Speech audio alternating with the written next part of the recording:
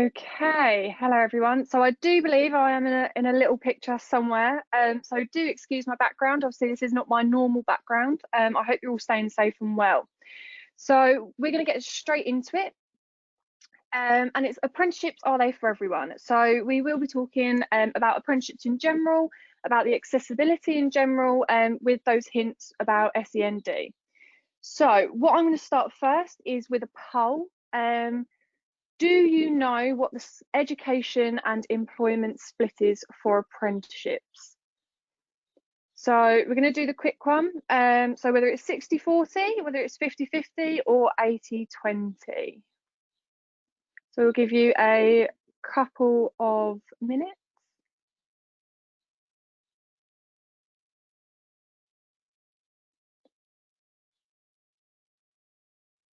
Okay, so we're pretty much there. So we got 55% who said it was a 60-40 split, and then 45% said 80-20. So let me just check what your screen is, and we'll get my presentation back up. Fabulous. Okay, so it is an 80% work, 20% education split. So 45% were right, well done. This does cover from what I would consider your normal apprentices to your SEND apprentices, whatever kind of apprentice. It will always break down that 80-20 split. Now, apprenticeships have always been known, much to my hindrance, as the easy option. What that means is they kind of say to their kids who aren't maybe the most academic, or maybe those students who are better with their hands, the apprenticeship's the route for them. That isn't necessarily true anymore, and we will go into much more detail about it later. But your apprenticeships do ask a lot of you. That doesn't mean that not everyone can do them. There are different levels and there are different ways that your apprentices can learn on the job and can do the job. But I just want to put the point out there that there is that expectation that you have to be able to do a lot and you have to be able to manage your time. So they are no longer what is considered as the easy option or the non-academic route. There are some amazing opportunities that cover all areas. So the national minimum wage, if you do excuse me, actually has gone up since I created this presentation. You would have thought I'd noticed that, but it is actually £4.15 for the national minimum wage. Now, when we are comparing that to your national minimum wage, it is that little bit lower, but that is because they are paid 100% of the time. So they are actually paid when they spend their days with their training providers, their colleges or their universities. They are paid their salary at the end of the month. They don't miss those days or those hours when they are doing off-the-job learning. Now, as you can see down the bottom, we've got 100% on the job, day release and block release. So these are the most common ways that your apprentices will be doing their education. So we have got day release, and this is the one that people know about the most. This is one where they say, well, they'll go in for 4 days a week to work, and then they'll do 1 day a week at college or university. That is the one that people know the most, but that isn't necessarily the only option. So we've got 100% on the job. That will be combined with things like online learning. Your training providers and your education side will come and visit you in the job, and you will work it out whilst you're in the job. The example I always give is, why would you take an apprentice chef out of a kitchen to put them in another kitchen? It's about being able to make sure that they can do what they need to do in the job and that their learning is directly related. And then what we've got is block release. So this can be common with your higher and degree level apprentices, especially when they're tied with universities. You'll find lots of universities will do, say, for example, 6 to 8 weeks at work and then 2 to 3 weeks at university, maybe longer depending on the employer. We have got those 3 different ways of learning, which means if you've got students who like to learn in a specific way, they can actually find out how they will be learning as an apprentice before they apply for that apprenticeship. So if you know that one person will learn one way better than the other, that is probably the best thing to be looking at. So your levels. Once again, lots of people said, oh, well, it's your sixth form option and that's it, or you can't go back. That isn't necessarily true. You can do an apprenticeship at any age over 16, which means that even a couple of people in this room might be able to have a rethink about what they want to do, or maybe upskill. So what we've got is we've got your intermediate level, which is equal to your 5 GCSEs. Your entry requirements are your English and Maths pass at GCSE, But there is flexibility. So if you need to get your functional skills, there is that opportunity with your intermediate level 2 apprenticeship that you can do it during your apprenticeship. Then we've got your advanced level apprenticeship, which is equal to 2 A levels. It will take around 18 months. And your entry requirements are most commonly English and Maths past GCSE and work experience. Some employers may ask for specific sector area, GCSEs, some won't. It is up to the employer, but it's just something to know. Then we've got your higher and degree, and this is where people get quite confused, because you will find that even I'll do it when I'm speaking to a student sometimes. You'll hear me say, oh, well, you want a higher degree, or you want a degree level apprenticeship, and I probably mean one or the other. So there is a difference between them. So when we look at your higher level apprenticeship, it is equal from a level 4 all the way up to 7.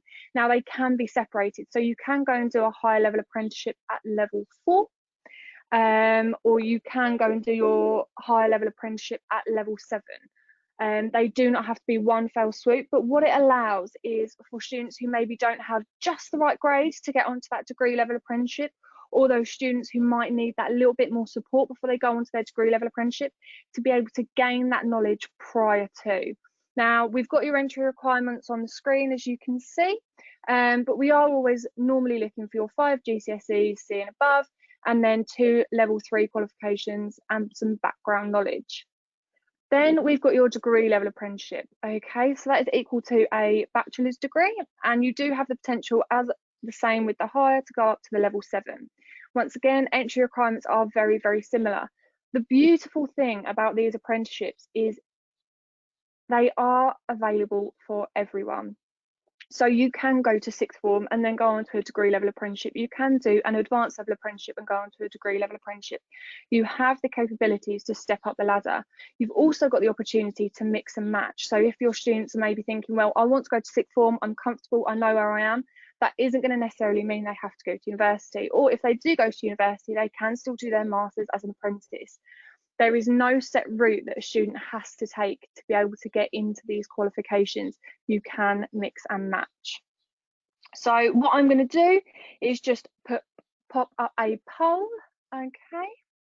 Now that poll is about whether apprenticeship lengths are fixed or flexible. So what I mean is, if you go into an apprenticeship very much like sixth form or college or university, the majority of the time you will be expected to be finished, say for example, in 2 years or a year. Is there potential for your apprenticeships to be based around your learning and the way you are learning? Fabulous. So you've got 100% flexible. That makes me very, very happy. Yes, they are flexible. So if you know that you have a student who is particularly struggling in one module, there is the potential for that student to then spend that little bit more time on a module, for example. So it just means that your students have that opportunity to spend the time that they need on each module to learn, which is really, really important for our students with SEND. They will find that there are bumps in the road in different areas, which means that that apprenticeship can give them that little bit more support where they need it. Now, apprenticeships are commonly known that you are expected to be working in a full-time job, which is a minimum of 30 hours a week at work, including your education time, which is normally like 7.5 on top. But there is potential for part-time based apprenticeships. Now, not all providers deliver them, not all employers are happy to deliver them, but they are something that is available. So if you know that you've got a student who maybe could not stick to those 30 hours a week due to difficulties here, there or wherever, then we are able to make sure that that apprenticeship is available to them, as long as we have an employer that is aware of what they need and we have the support in place for the training provider.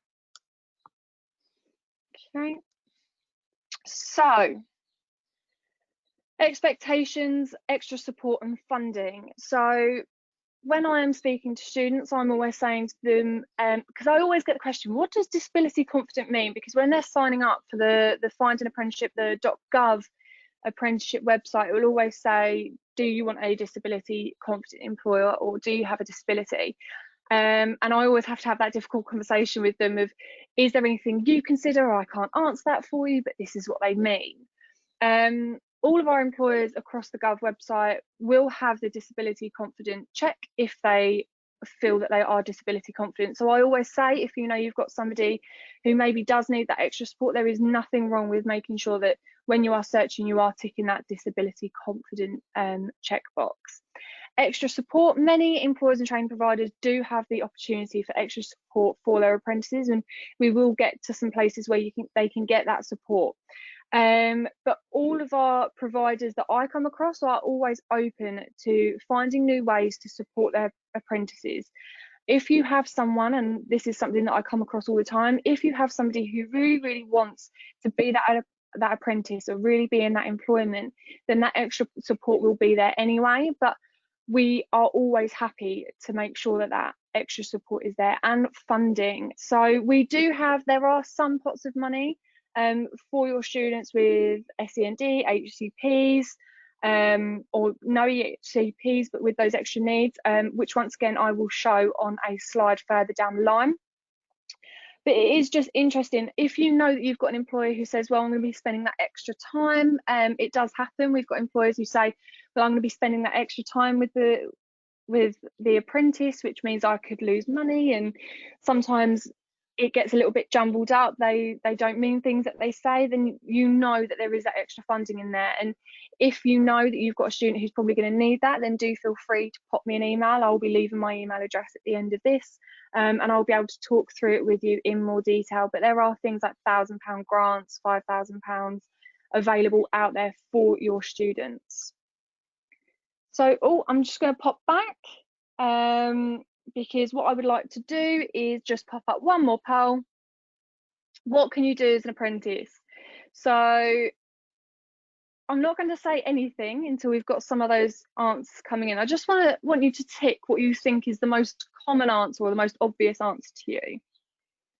There is no wrong answer. Okay. Yep. Okay. So yeah, so your most obvious answer is that construction. One of the best things that I find nowadays about those apprenticeships and apprenticeships that are on offer is actually you can do all three. So you can do veterinary nursing, you can become a prison officer, and you can go into construction. Long gone are the days where, as I said earlier, it's your non-academic student, it's your student who is that little bit difficult or non-academic or is better with their hands. I get it all the time. Oh, I'm going to stick all those students into engineering. Well, actually, they most likely need to have strong math skills. It's about looking at the wide range of opportunities, because they might be great with their hands, but they can't be an engineer because they're maths. That doesn't mean that they can't be an apprentice. So up on the presentation now is just a few options. If I was to sit here and list all of them off to you, we'd be here for hours and hours and hours, which I'm sure nobody wants. My voice is quite tedious as it is. But I thought I'd go through the alphabet. So things that people never really expect. So things like nursing, I get it all the time. Students come up to me and say, I really want to be a nurse, or I really want to be a physiotherapist, or I really want to be this, that, or the other within the NHS, but I've got to go to university.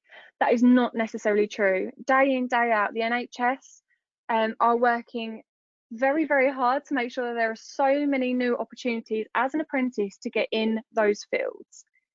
Things like journalism, I get it all the time. I'm going to go to university, I'm going to become a journalist. Now, the junior journalism and the journalist apprenticeship is a level 3, but there is nothing stopping people going and doing that level 3 after their A levels if that's what they really want. So although I've got all of these up, you might be surprised at what levels they actually are. So not the obvious route. So as you can see up on the board, can you tell I'm used to being in school? Up on the presentation, you can see some of my favourite employers that are offering apprenticeships at the moment. But the reason that I use those is because they are offering apprenticeships that you may not necessarily think they're going to be offering. So as you can see, I've got a list of logistics, IT, cybersecurity, data analytics, sales, business development, marketing, HR, finance, legal, and so on. All of these opportunities are most likely an opportunity that you can take to any company. So, for example, I know that I have a lot of people who say, well, I really, really, really want to work with animals. But actually, when you go and send them off on a day of work experience at a zoo where they've got to go and clean out a gorilla pen, okay, I know that's a bit extreme, but it's an example. They actually turn their noses up and they say, well, I don't actually want to work with animals. What they really mean is they want to have animals in their environment. There is nothing stopping them taking one of these opportunities on the left-hand side of the presentation into a vet surgery or into a zoo. Very, very similar. As a carb lover myself, I love some bread, so I'm always going to use Hovis as an example. Hovis apprenticeships are very minimal. They don't offer many, but what they do offer is engineering. This is the one that I use really to break down that barrier with that student. Is they always say, well, if I'm going to work for Hovis, then it's going to be a chefing apprenticeship. That isn't necessarily true. All of these companies are offering different opportunities, and it's about broadening your horizons so you can share that with those students. If you know, for example, you've got a student who really, really wants to work within football or become that pro footballer, it's about setting that realistic goal with them. Well, why not get you in with Gillingham Football Club to go and be their business admin apprentice for a year until maybe you get scouted next year? It's about showing them that actually they don't have to go down the obvious route all the time. So where to look? So these are just a few of the places where you can look. So we've got Amazing Apprenticeships, and that's what I'm about to show you, that website, just because it's had a bit of a switch up. We've got the Learning and Work Institute, we've got National Career Service, National Apprenticeship Service. And then when we look at things like Learning and Work Institute, Remploy, Access to Work, we're looking at those funding opportunities. We've got Kent Adult Education and Vacancy Snapshot. So now do bear with me, this is my first webinar. I am going to try and swap you over to a new screen to show you the Amazing Apprenticeships website. Now, I've managed to do it.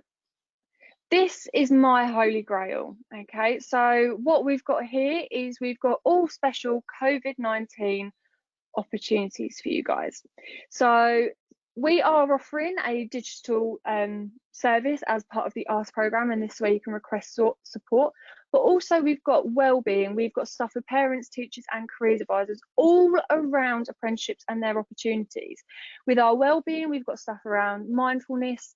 With our parents, we've got about how to manage trying to figure out how to support with careers and apprenticeships, as well as doing your English and maths and history and all those sorts of opportunities. So this website really is chock full with up-to-date COVID-19 support. We've also got lots of resources on here. If it loads, if you bear with me 2 moments, okay, where you can actually download. We've got colouring posters, we've got our guides, we've got webinars, lots of different information that you guys can pull on. Now that is, and it has been very, very quick from me, I do apologise, but all I'm here to do today is to give you guys the opportunity to learn that little bit more. Now hopefully